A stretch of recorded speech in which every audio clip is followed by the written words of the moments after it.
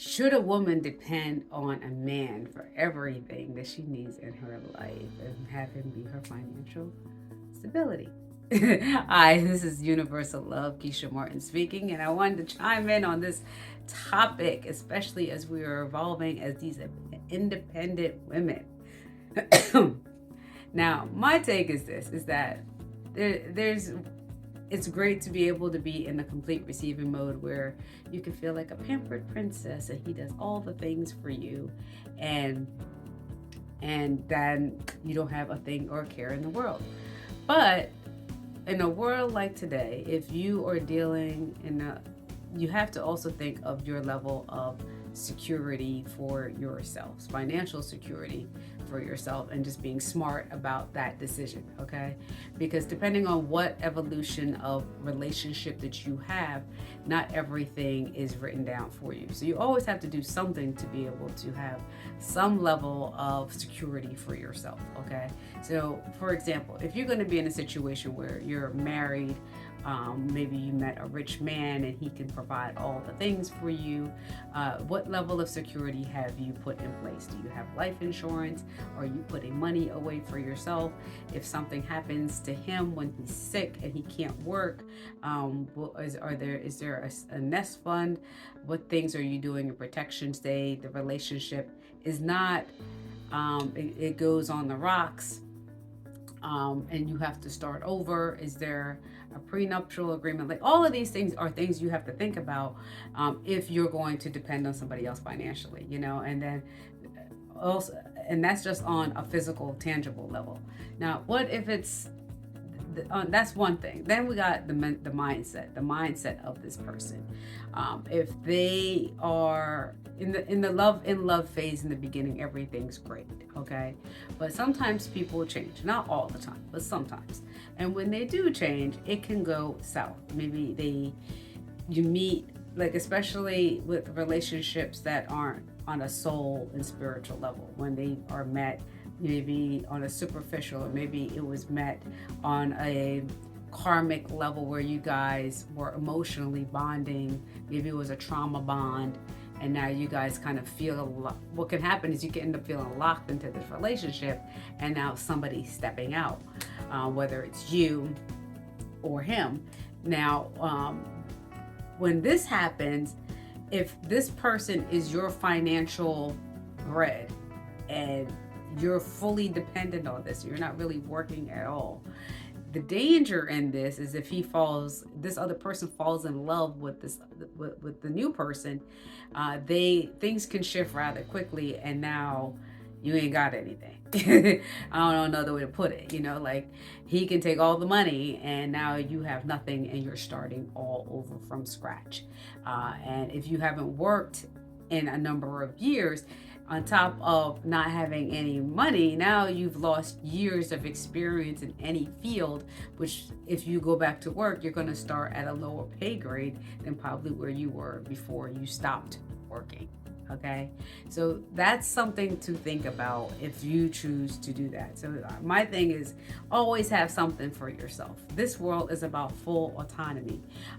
It's about learning to evolve as a solid human being and being able to take care of the things that you want for yourself, whether it's your hair, your nails, certain clothes, vacations, trips. If you want to buy your own house, buy your own car, being able to have that level of autonomy, that level of power, that level of individualization, where you now have complete power of the things that you want for yourself.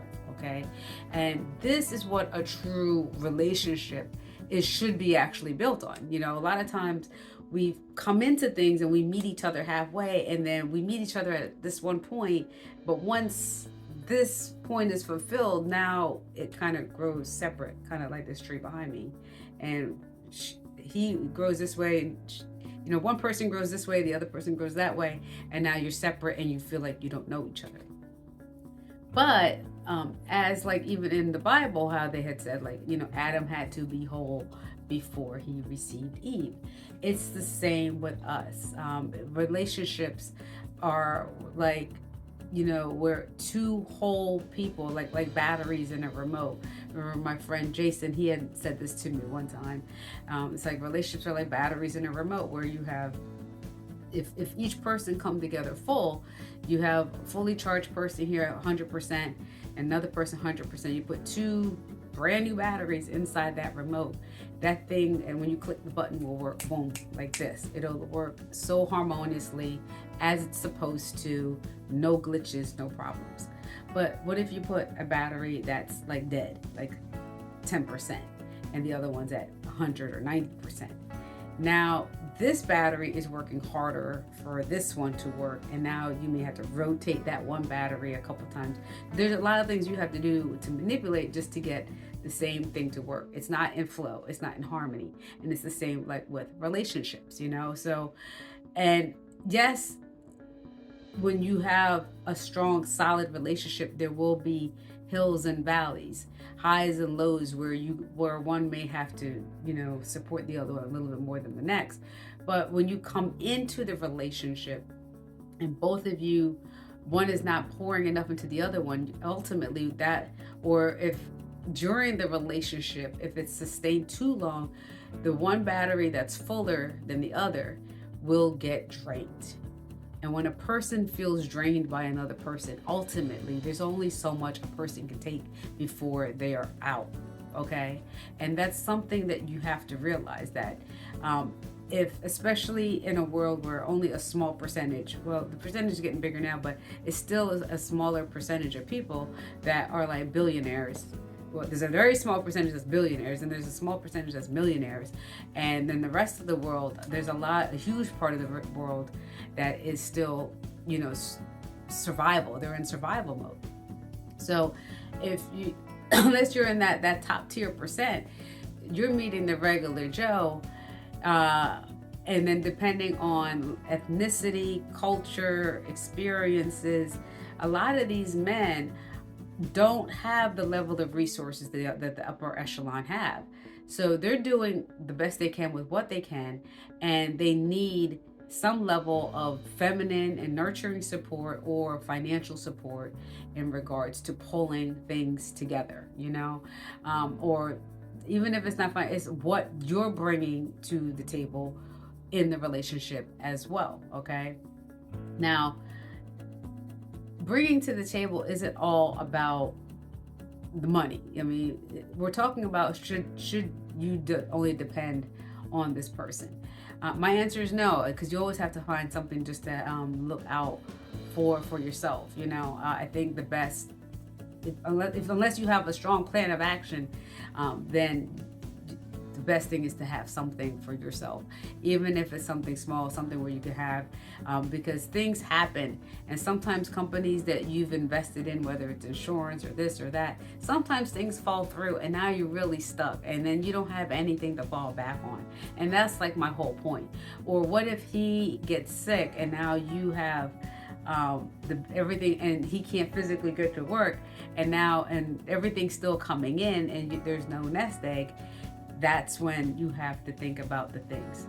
So as great as it seems, especially when you live in certain areas and you have your first child or your second or third, your 2.5 kids, and you're trying to keep up with the Joneses with education and activities and all the things, your thing that comparing to the one family may say, oh, well, she's not working, why do I have to work? I want to be a stay-at-home mom so I can be home with the kids, do the homework, do this, do that.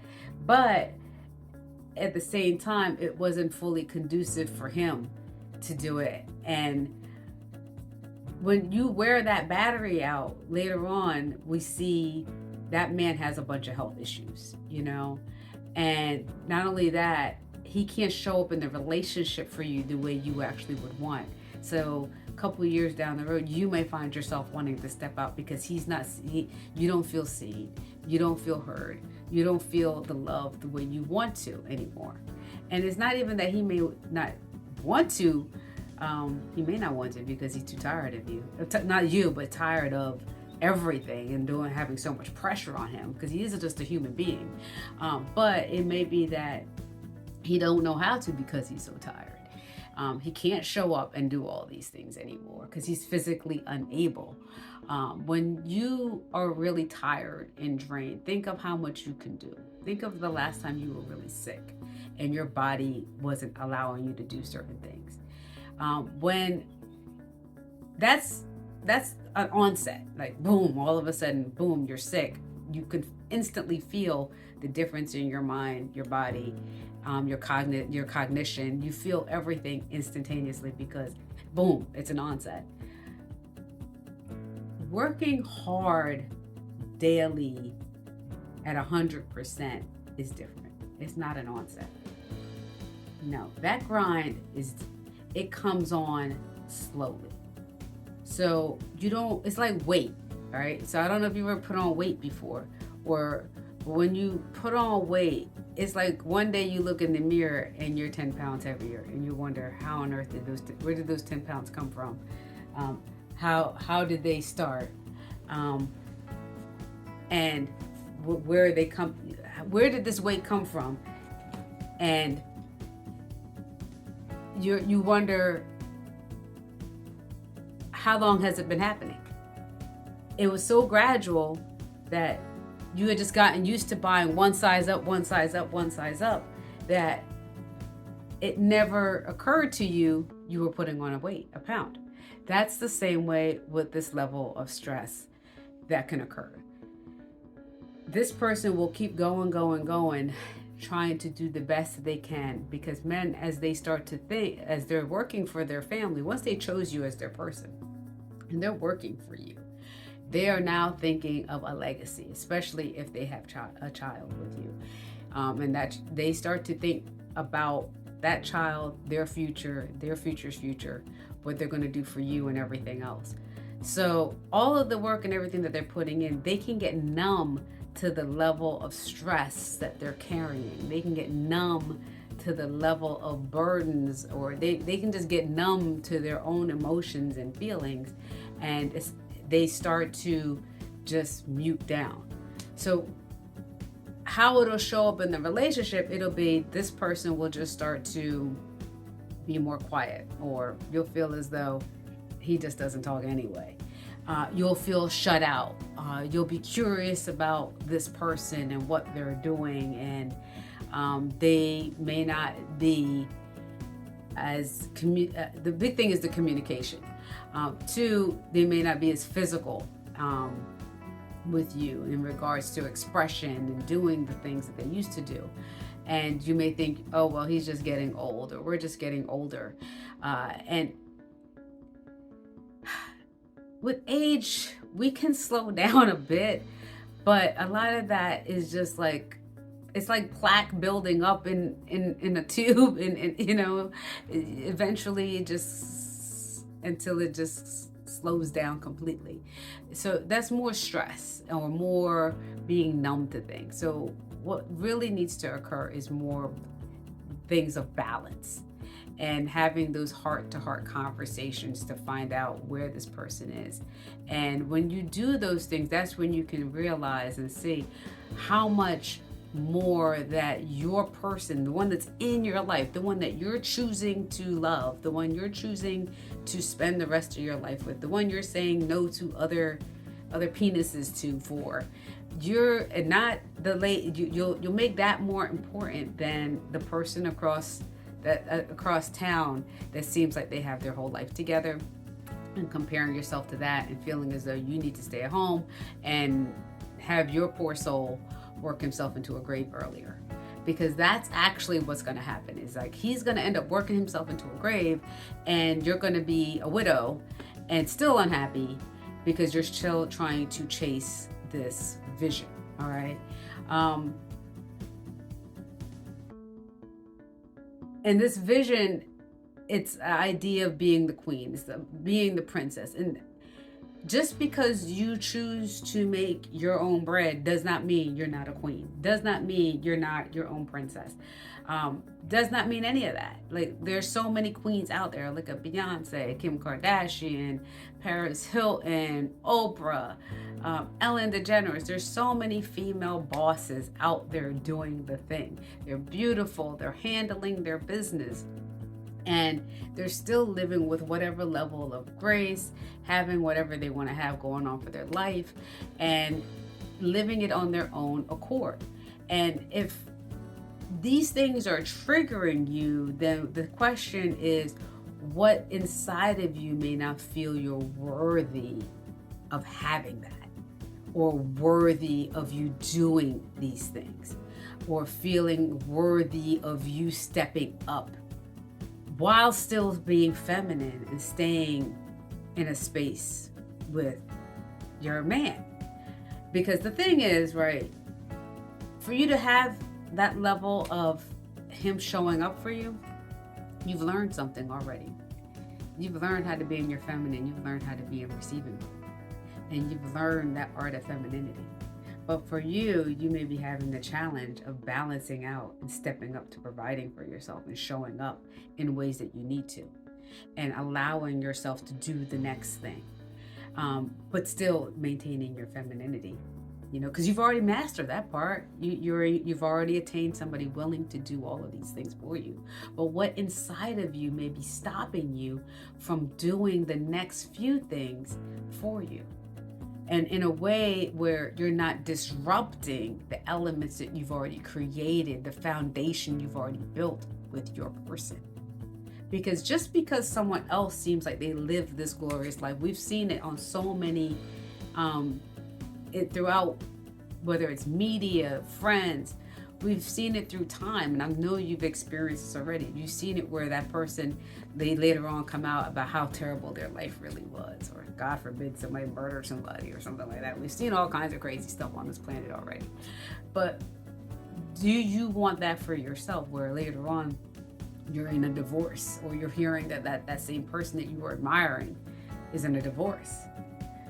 The sad truth that most people don't want to face is that nobody on this planet has figured it out. If anybody on this planet had figured it all out, trust me, there will be no world hunger. All right, so we're all figuring something out. So do yourself a favor and allow and not place anybody on any level of pedestal or thing.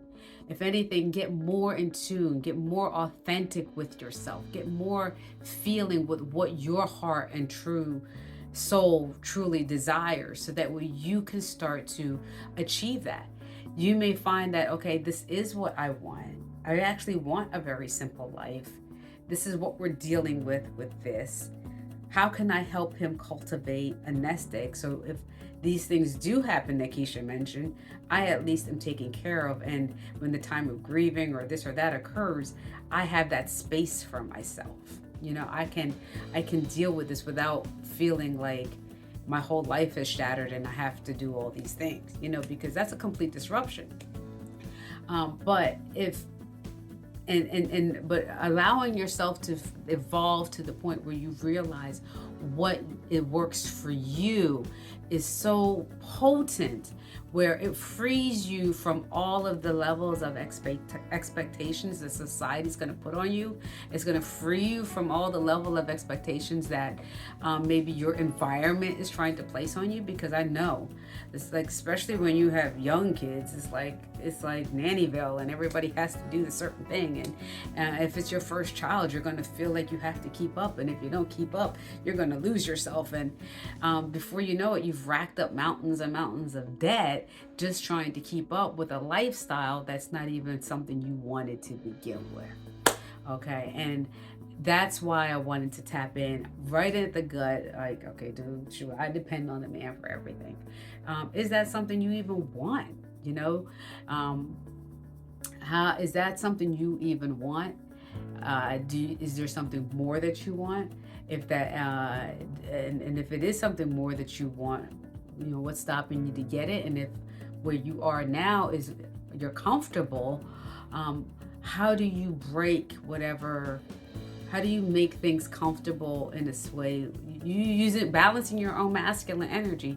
How are you in your feminine nature nurturing to your husband to create that plan where you're providing security for yourself?